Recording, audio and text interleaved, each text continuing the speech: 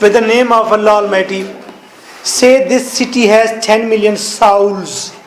इसे साउल्स पढ़ना है. क्या पढ़ना है? साउल्स.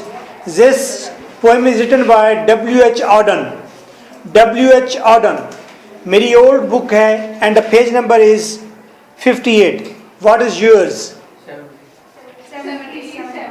77. Page number 77.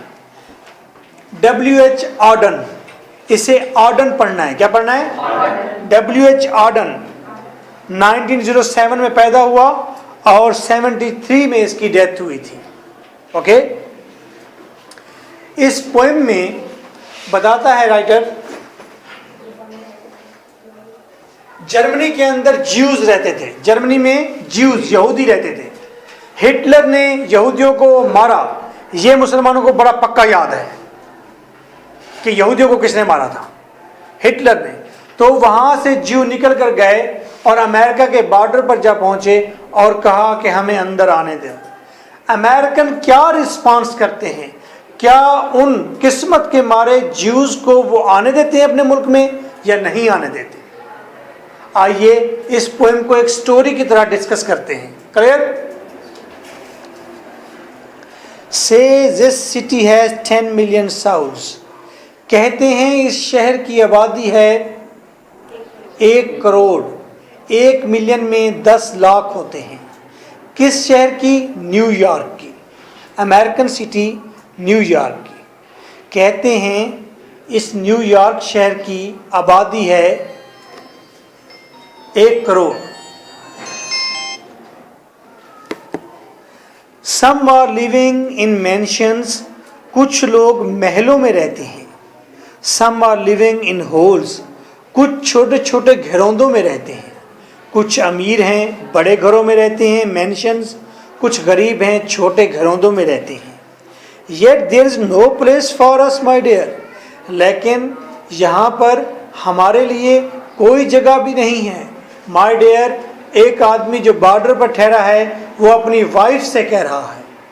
उसकी वाइफ उसके साथ ठहरी है और वो बैगर्स की तरह बॉर्डर पर ठहरे हैं कि उनको इस शहर में दाखिल होने दिया जाए.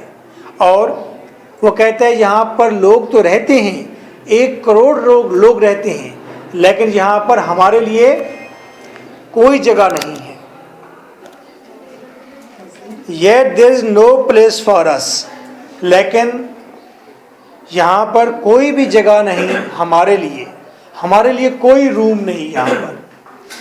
Once we had a country. एक दफ़ा हमारा भी एक मुल्क था. कौन सा मुल्क था इनका? Germany.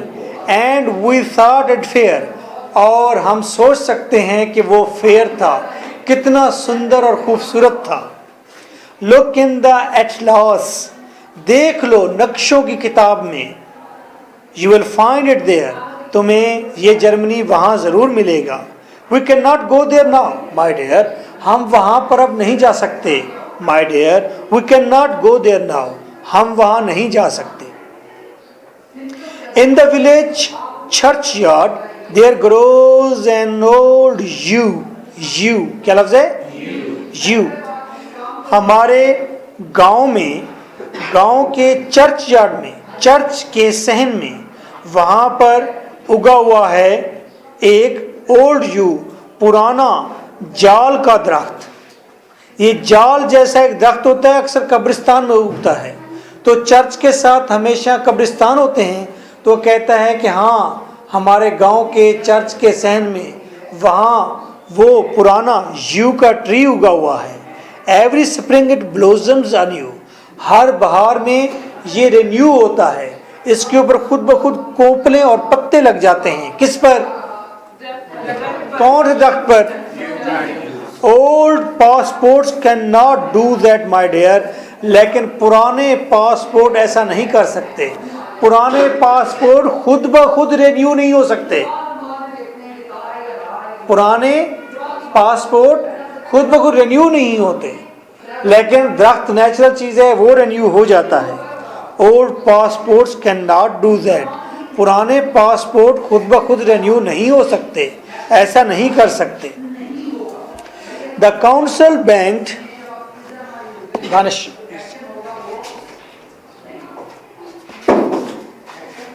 The council banked, committee ने बैंग जोर से टेबल को बजाया है।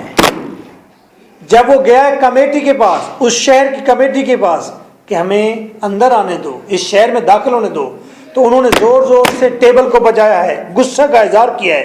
एंड सेड, और कहा, if you have got no passport you are officially dead. अगर तुम्हारे पास पासपोर्ट नहीं है तो तुम दफ्तरी हिसाब किताब में मुर्दा हो, तुम मर चुके हो।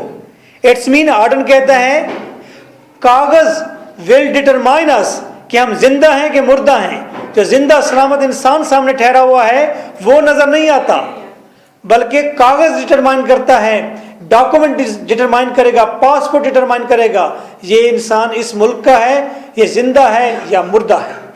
क्लियर? ये इंसान की तन्हाई पर लिखा गया, इंसान की बेबसी पर लिखा गया है।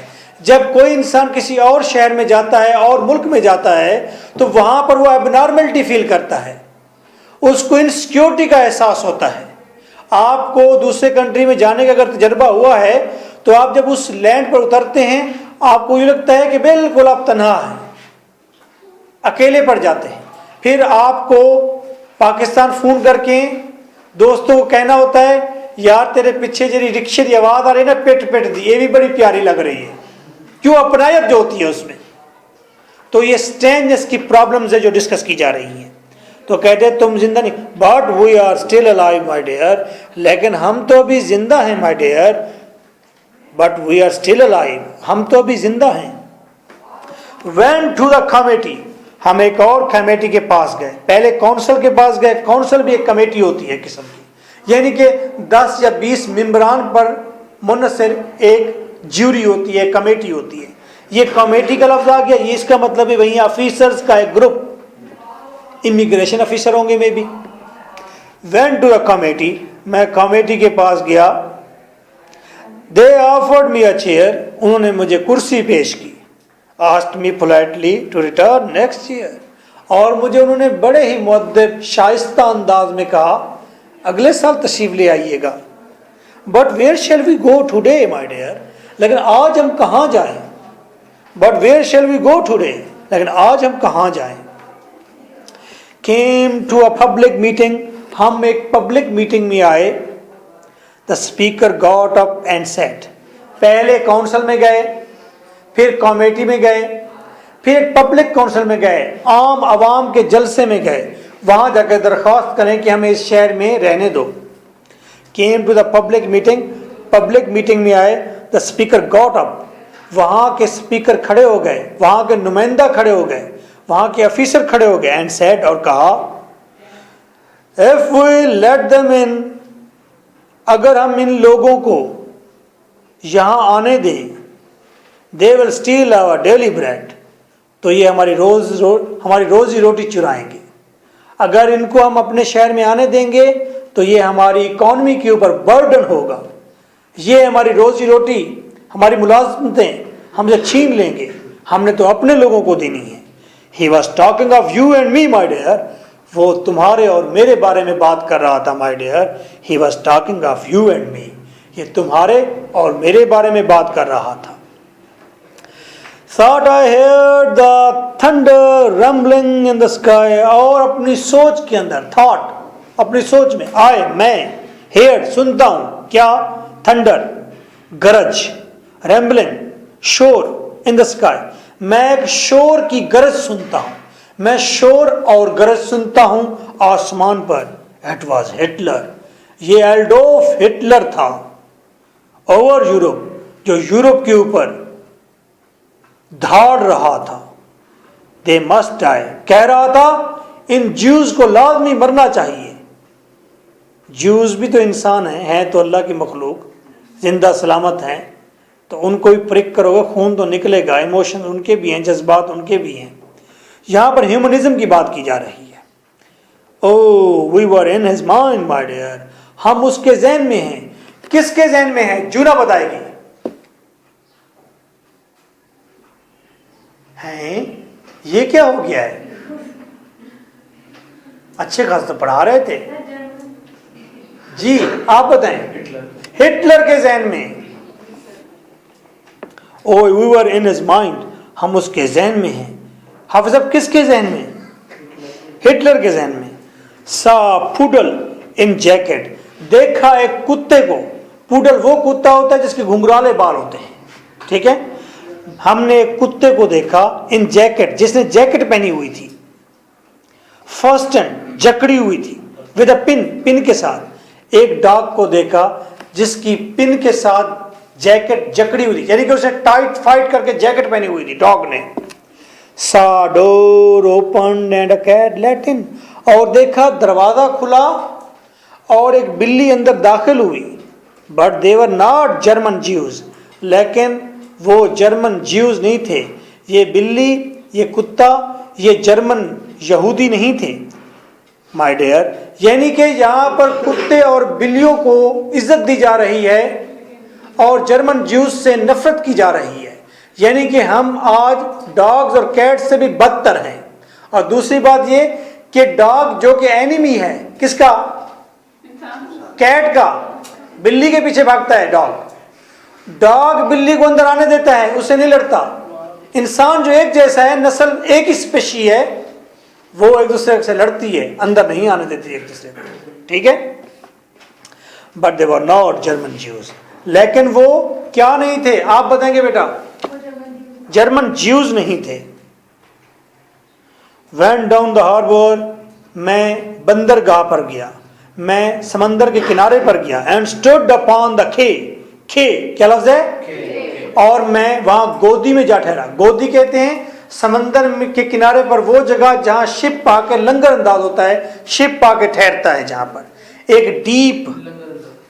एक डीप जगह बना दी जाती है शिप के ठहरने के लिए। इसलिए कहते हैं पाकिस्तान में जो गवादर है वो ऐसी पोर्ट है जहां पर शिप बिल्कुल किनारे के साथ आकर लग सकता है, यानी कि उसका किनारा ही उसकी गोदी है। नहीं बात समझे? गोदी समंदर पर किनारे का नाम है मेरा बेटा।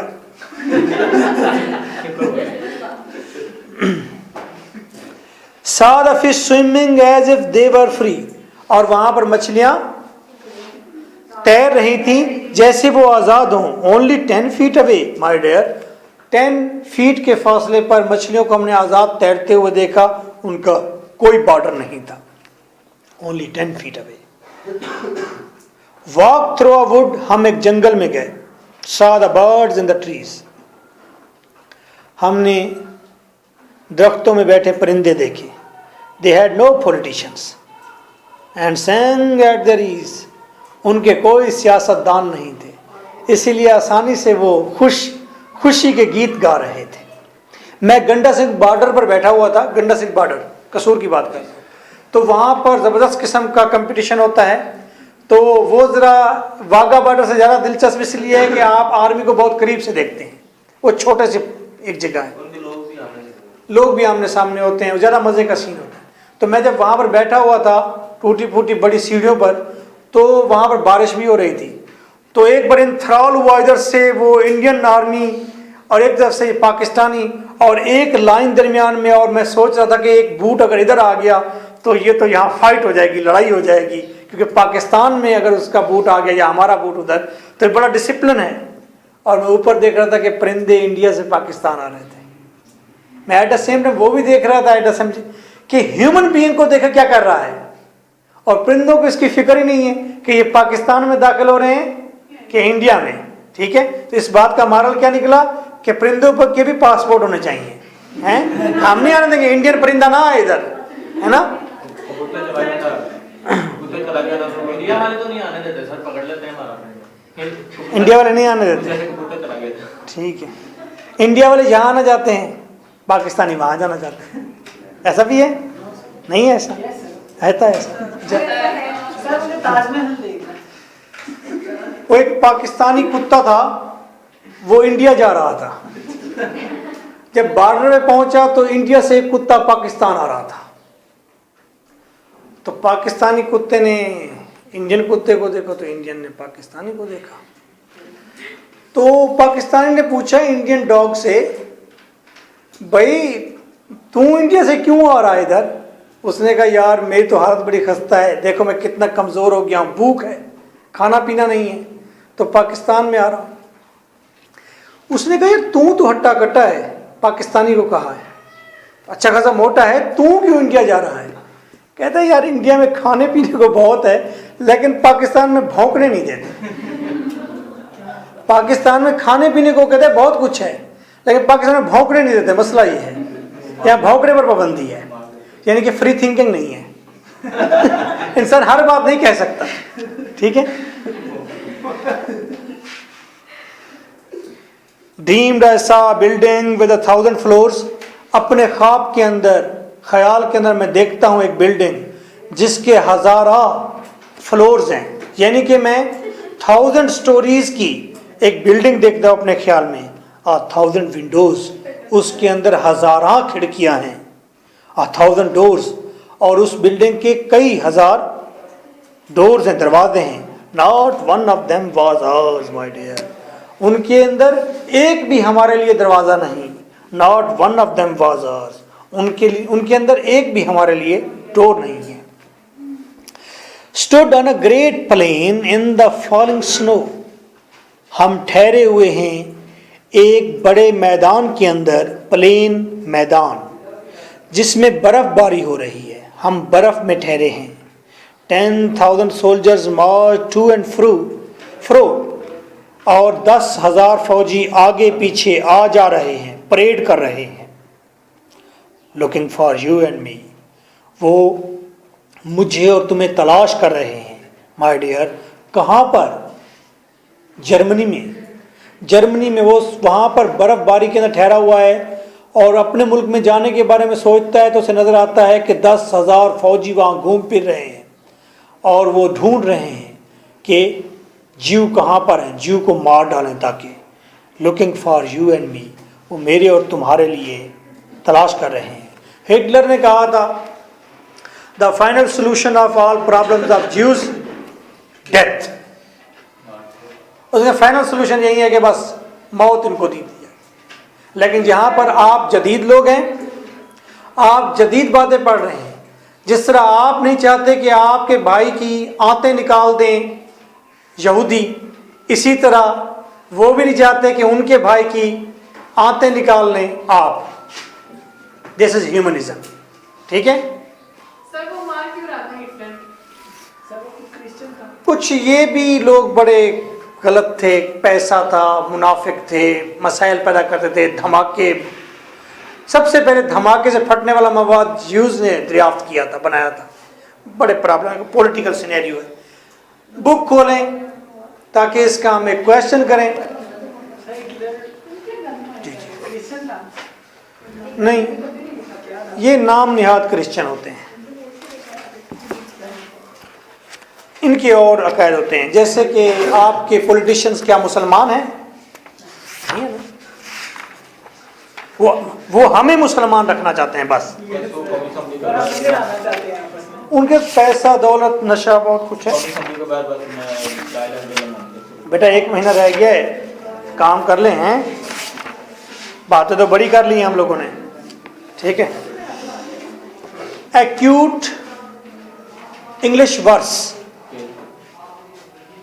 Advance publisher, written by me lecturer M.K. Buta, okay. Now page number 79, critical appreciation. कुलवंजी सवाल करवा रहा हूं, रेफरेंस कंटेक्स्ट एक्सप्लेनेशन के लिए पैराग्राफ आ जाए इसमें से। आपने एक काम करना है, ऊपर रेफरेंस लिखेंगे। क्या लिखेंगे reference? These lines are taken from Say this city has 10 million souls, written by W.H. Auden. Clear? उसके बाद रेफरेंस लिखने के बाद नीचे हेडिंग देखिए, कंटेक्स्ट एंड एक्सप्लेनेशन, एक ही हेडिंग, और नीचे ये क्रिटिकल एप्रिसिएशन सारी लिख देना। क्लियर? अगर सवाल आ जाए कोई इसमें से, तो जो अभी करा रहा हूं सवाल, ये मल्टी कोई आंसर है, यहीं लिख देना है आपने, ठीक है। क्लियर? आइए सवाल पढ़ते हैं। In this poem, page number 80 है जी। In this poem the poet claims that, इस पोएम में पोएट ये दावा करता है, क्लेम करता है, शिकायत करता है, nationalism is the religion of hell, कौम परस्ती जहन्नुम का मजहब है। मैं पाकिस्तानी हूं, मैं हिंदुस्तानी हूं, मैं रशियन हूं, वो कहते ये जहन्नुम वाला मजहब है, ये जहन्नमी बात है। मैं जमीन का बासी हूं, मैं इंसान हूं, ये नारा ठीक है। इससे जंग नहीं होगी, इससे लड़ाई नहीं होगी। बड़े राइटर की बड़ी बात, इकबाल से बड़ी बात, ठीक है। अल्लाह आपको इकबाल लगाए। इकबाल में तो नेशनलिज्म मिसयूज करता चुप करो मेरा बेटा। And modern man is bound in numberless shackles, और जदीद आदमी जो है वो जकड़ा हुआ है बहुत सारी जंजीरों में। नंबरलेस का मतलब बेशुमार, शैकल्स, सारे कहें शैकल्स, जंजीरों में, ऑफ हेलिश पैट्रियटिज्म, वो जहन्नमी हुब्बुल वतनी की जंजीरों में जकड़ा हुआ है। ये हुब्बुल वतनी, वतन से मोहब्बत करना, जदीद दुनिया ने इस आइडिया को रिजेक्ट कर दिया है। क्योंकि जब अमेरिकन कहता है कि मुझे अमेरिका से प्यार है, तो उसका मतलब है बाकी मादा दुनिया से मुझे नफरत है। समझ रहे हैं बात को? बड़े हो जाएं आप। रेस, इंसान जकड़ा हुआ है पैट्रियटिज्म, किसमें? हुब्बुल वतनी में। रेस, नस्ल में, कि मैं अफ्रीकन हूं, मैं गोरा हूं, मैं रशियन हूं, मैं चाइनीज हूं, मैं पाकिस्तानी। कलर, रंग में जकड़ा हुआ है। नेशनैलिटी, कौमियत में जकड़ा हुआ है। पासपोर्ट्स, मेरे पास रेड पासपोर्ट है, मेरे पास ग्रीन पासपोर्ट है।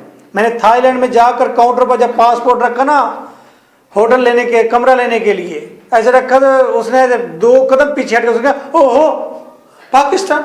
मैं कहा yes, no Pakistan not, Pakistan वहाँ के अलाउ नहीं है हमारी होटल में, नो। सब पासपोर्ट देकर उसने ये किया, और मुझे बड़ा फख्र महसूस हुआ, यार इतना खौफ।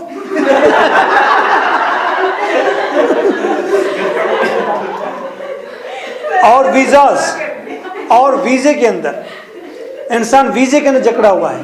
बर्ट्रैंड रसल ने क्या कहा था? उसने कहा 1 वर्ल्ड गवर्नमेंट, पूरी दुनिया एक ही मुल्क बना दो, तो वीजा जरूरत पड़ेगा? नहीं पड़ेगा। अभी आप कहते हैं पाकिस्तान ने इतनी तरक्की करनी है, पाकिस्तान ने पूरी दुनिया पर हुकूमत करनी है। जब 1 वर्ल्ड गवर्नमेंट बनेगी, सारे के सारे हम न्यूयॉर्क बैठे होंगे, खाली पड़ी होगी ये जगह, पता ही नहीं होगा पाकिस्तान कहाँ है। और पहाड़ों में कौन जाकर रहे, और बलोचों के साथ कौन रहे, फिर हम कहेंगे, ठीक है, बड़ी बड़ी मूंछों वाले, जिससे बंदा पूछता है चाचा तुम्हारा मुंह किधर है, वो ऐसे उठा के बताता है कि इधर है मूंछों को। The poem depicts the poor condition of friendless, ये पोएम जाहिर करती है, वाज़े करती है पुअर कंडीशन, सबसे बदहाल सूरत हाल, फ्रेंडलेस, ऐसे लोगों की जो फ्रेंडलेस हैं, जिनके दोस्त नहीं, हेल्पलेस, बेबस हैं, शेल्टरलेस, जिनके पास पनाह नहीं, एंड लाइफलेस, और जिनके पास ज़िंदगी भी नहीं है। ये कौन हैं? जर्मन ज्यू हैं, रेफ्यूजीज़ हैं, मुहाजिर हैं, हिजरत करने वाले हैं। Who fled from their country, जो अपने मुल्क से निकले थे, in afraid of Hitler's harassment, Hitler के खौफ से। हरासमेंट, डराना, धमकाना, खौफ में होना। तो इस लाइन में हमने कहा है कि ये पोएम हमें पिक्चर देती है, किस चीज़ की पिक्चर देती है? ऐसे 2 ज्यूज़ की जो कि हेल्पलेस हैं, फ्रेंडलेस हैं, शेल्टरलेस हैं, और ये अपने मुल्क से क्यों भागे हैं? हरासमेंट, किसकी हरासमेंट? हिटलर्स की। द जर्मन ज्यू couple contacts the council of the America, ये जर्मन ज्यू कपल, ये जो 2 मियाँ बीवी हैं, इन्होंने कंटेक्ट किया काउंसिल से। कौन सी काउंसिल? अमेरिका की। But is told that they are dead, लेकिन उन्होंने बताया कि तुम तो मर गए हो। If they have no passports, अगर तुम्हारे पास पासपोर्ट नहीं। Council refuse the existence of a person, council ने इनकार कर दिया एग्जिस्टेंस ऑफ अ पर्सन, एक आदमी के होने को, मौजूदगी को। हु इज अलाइव, जो कि जिंदा है, एंड प्रेजेंट बिफोर देम, जो उनके सामने मौजूद है। To council the documents are more important than human beings, council के लिए डॉक्यूमेंट ज़्यादा इम्पॉर्टेंट हैं इंसान की निस्बत। लेकिन इन चीज़ों का इफेक्ट हुआ है। आज आपके KPK के लोग, पठान यहाँ से निकलते हैं और चोरी रास्ते से थाईलैंड, मलेशिया, यहाँ से होते हुए ऑस्ट्रेलिया जा पहुँचते हैं। और जब ऑस्ट्रेलिया में जाते हैं तो उन लोगों ने कैंप लगाए हुए हैं। जो भाग कर लोग आते हैं उनको इन कैंप में रखो, उनके डॉक्यूमेंट बनाओ, उनको रोजगार दो, उन्हें खाना पीना दो। कैंप में बैठे हुए लोगों को 1,00,000-1,50,000 पाकिस्तानी वो देते हैं पर मंथ। ये ह्यूमनिज्म है। ये इस पोएट्री का इफेक्ट है दुनिया के ऊपर। W.H. आर्डन, इसके इफेक्ट्स हैं दुनिया के ऊपर। लोगों ने पॉलिसीज तब्दील की है। आप किसी कंट्री में पहुंचते हैं, कुछ कंट्री ऐसे हैं, थाईलैंड है, मलेशिया है, जो आपको साइलम देते हैं, साइलम कहते हैं ना जी, वो आपको पनाह देते हैं अगर आप भाग कर चोरी भी आ गए हैं। ठीक है, आपने लेकिन भाग कर नहीं जाना, बड़ी मुसीबतें होती हैं। वहां पर मैं गया थाईलैंड में, मुझे पता नहीं था कि ऐसा भी होता है। तो मैं कमरे में बैठा हुआ था, तो एक वहां पर अंग्रेज नुमा आदमी ठहरा हुआ था। तो मैंने देखा, मैंने कहा ये अंग्रेज है, उसकी आंखें में बिली थी। तो वो इंडियन से बात कर रहा था, इंडियन से बात कर रहा था। वो इंडियन उस होटल का मालिक था। तो काला सा वो इंडियन था, तो वो झूमता ज़्यादा था तो इंदराज कम करता था। ठीक है, तो उसके साथ मेरी एक तस्वीर भी है। खैर, वो उधर जब ठहर के उससे बात कर रहे थे, मुझे शक पड़ गया कि ये एक अंग्रेज नहीं है। तो जब मैंने उनकी तरफ चेहरा किया तो उसने मुझसे कहा, आप पाकिस्तानी हो? मैंने कहा हाँ। कहते हम भी पाकिस्तानी, हम पठान हैं। लग वो गोरे रहे थे। मैं जब उनके कमरे में गया तो मुझे बताने लगा कि हमने इस रास्ते से भागकर ऑस्ट्रेलिया जाना है। और मुझे लग रहा था यार ऑस्ट्रेलिया पहुंच गए, लोगों ने पहचानना नहीं है इनको कि अंग्रेज हैं कि पठान है, कौन है। और लेकिन वो बंदा इतना खुश था। एक दिन, तीसरे दिन, वो दरिया के किनारे पर ठहरा हुआ था। मैं जो वहां पर आया ना, कहते यार जो है ना, इन लोगों को इंग्लिश नहीं आती। मैं कहा अच्छा, थाईलैंड के लोगों को? कहते यार हमें तो नहीं आती इंग्लिश, इनको बिल्कुल ही नहीं आती। उन्होंने पहली बार वो लोग देखे थे जिनको बिल्कुल इंग्लिश नहीं आती। तो बहुत खुश था कि चलो हमें फिर भी कुछ ना कुछ आती है।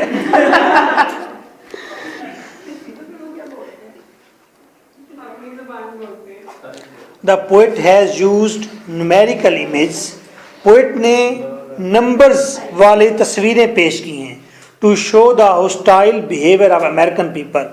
अमेरिकन पीपल के जालमाना मुखालफाना रवैये के हवाले से उसने बाकायदा नंबरिंग के साथ इमेज पेश किए हैं। 100,000 doors, 1,000 Windows toward there fellow being, अपने फेलो बीइंग्स के बारे में, जैसा कि एज दैट 10 मिलियन साउल्स, जैसे कि उसने नंबरिंग क्या बताई, 1 करोड़ लोग, birds, huge buildings, passports, 10,000 soldiers, यानी कि न्यूमेरिकल उसने कैलकुलेशन बताई है, नंबरिंग बताई है उसने। द सेंस ऑफ डेप्रीवेशन, और एहसास महरूमी के साथ, is conveyed through the image of the pampered dog. उसने एहसास महरूमी का इमेज, उसकी तस्वीर कैसे पेश की, जब उसने कहा डॉग है, पैम्पर्ड है, उसने जैकेट पहनी हुई है। डॉग्स की इतनी कदर कीमत है और जो इंसान ठहरे हुए हैं उनकी कदर कीमत नहीं है। The fish which swim freely, और मछलियां जो आज़ादी से तैरती हैं। And the birds that sing in the woods, और परिंदे जो कि जंगलों में गीत गा रहे हैं। Human life falls beneath the animal level, इंसानी ज़िंदगी तो जानवरों से भी बदतर हो गई। जानवरों से भी हम बदतर लोग हैं। क्यों बदतर हैं? क्योंकि हम लड़ते हैं, झगड़ते हैं, और हमारे अगर पॉलिटिशियंस ना हो, अगर हम लोग इकट्ठे हों तो पॉलिटिशियंस के पास कोई पावर्स नहीं होंगे, क्योंकि उनका काम ही खत्म हो जाएगा। सियासतदान आपको एक दूसरे के खिलाफ करते हैं और वो आप पर हुकूमत करते हैं, ये पॉलिसी होती है। ठीक है, तो it is because animals have no politicians, क्योंकि एनिमल्स के अंदर पॉलिटिशियंस नहीं है, इसलिए एनिमल्स इंसान से बेहतर हैं। The 20th century is known in the history the century of fascism. क्या लफ्ज है? 20th सेंचुरी जानी जाती है हिस्ट्री में कि ये फाशिज्म की सेंचुरी है। फाशिज्म कहते हैं हिटलर और उसके साथ तमाम फौजी, उन्होंने जो ब्रूटलिटी की, जो लोगों को जख्मी किया, लोगों को जो अजियतें दी उसने, लोगों को जो मारा है, इस सारी ब्रुटलिटी को, इस सारी वहशत को कहते हैं ये फाशिज्म है। और जिन्होंने हमले किए हिटलर के साथ मिलकर, उनको फाशिस्ट कहते हैं। क्लियर? इतना ज़्यादा नुकसान हुआ दुनिया का कि उस सेंचुरी को याद किया जाता है, 19वीं सदी को, 20वीं सदी को फाशिज्म की सेंचुरी कहा जाता है। हिटलर सेज दैट, हिटलर ने कहा था, death is the final solution of the Jewish problem, कि ज्यूइश के, यहूदियों के तमाम मसाइल का हल है मौत। This pathetic, tragic and ironic poem, ये दुखी, ट्रेजिक, ये नहीं अलमिया कहते हैं, ठीक है, अच्छा, दुखी, फिर दुखी, एंड आयरनिक और तंजिया पोएम जो है, इस क्रिटिसिज्म, ये एक किस्म का तंज है, तनकीद है, किस पर? ऑन फाशिज्म, वहशत पर, वैशीपन पर, नैरो माइंडनेस पर, तंग जहनियत पर ऑफ अमेरिकन की, as well as political distribution of the world. और ये तनकीद है दुनिया की सियासी तकसीम पर, जिस तरह से हमने तकसीम की हुई है सियासी। हमसे तो अच्छी एग्जांपल तो शेंजन ने दी है। उन्होंने 33 कंट्रीज मिलकर उन्होंने अपने मुल्क में वीज़े फ्री कर दिए। भुट्टो भी यही कहता है, कम अज़ कम मुस्लिम वर्ल्ड में कर लो। अमेरिका का तो जिसके पास पासपोर्ट है उसे वीज़ा लेने की ज़रूरत ही नहीं है। मैंने पहले कहा वहीं चले। न्यूयॉर्क, अच्छा, आपको वीज़ा मिले, चलेंगे अमेरिका? उधर मस्जिदें भी हैं,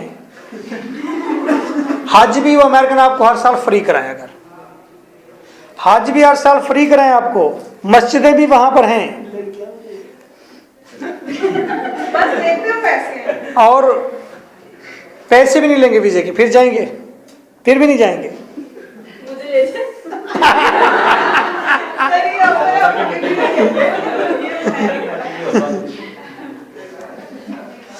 We come to know how the world is icy and stony. हमें पता चलता है कि दुनिया कितनी सर्द महर है। icy and stony संग दिल और सर्द महर है। नेशनलिज्म, ये कोटेशन मैसेज में भी लिख सकते हैं आप लोग, कि बोला बार बार मैसेज देखते हैं ना, ये लिखा करें। आज हमने जाना है how the world is icy and stony, ठीक है। Nationalism is an appalling disease. जब आपसे कोई लड़ाई करने लगे ना, आपकी गर्लफ्रेंड, तो फिर ये कोटेशन लिख के दिया करो। वो फिर कहेंगे बढ़िया बढ़िया गल्ला कर रहा बंदा। Nationalism is an appalling disease. और नेशनलिज्म जो है, वतन परस्ती, ये एक खौफनाक बीमारी है। It is the measles of Mankind. ये इंसान के चेहरे पर गंदे दाने हैं। क्लियर?